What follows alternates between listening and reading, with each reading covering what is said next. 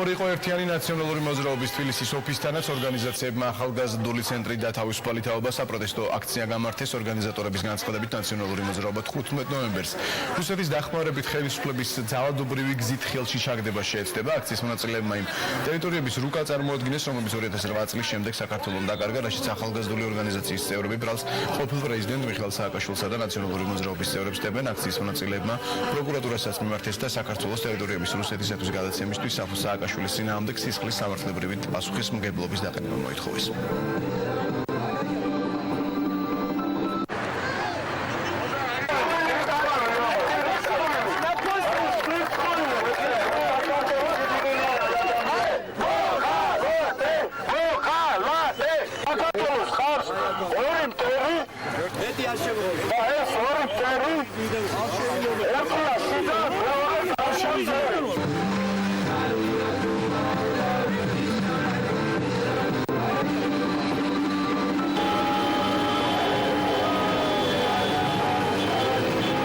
ჩვენი აქციის მიზეზი და ეს გამაფრთხილებელი აქცია მიუძღვენით იმას, რომ მიხეილ სააკაშვილი გამოვიდა მორალზე გვესაუბრება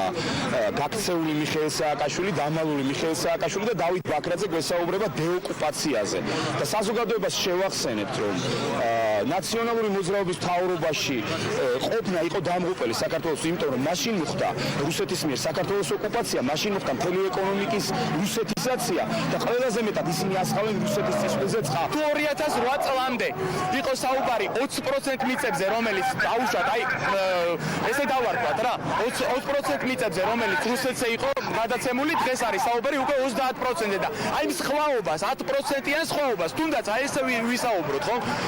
ჩვენ პირადად ახალგაზრდები გამოვდივართ ინიციატივით, რომ აი ამ 10%-ის საფუძველზე აღიძრა 308 მუხლის საფუძველზე საქმე და გასამართლდნენ ნაციონალური მოძრაობა და მათი ლიდერები.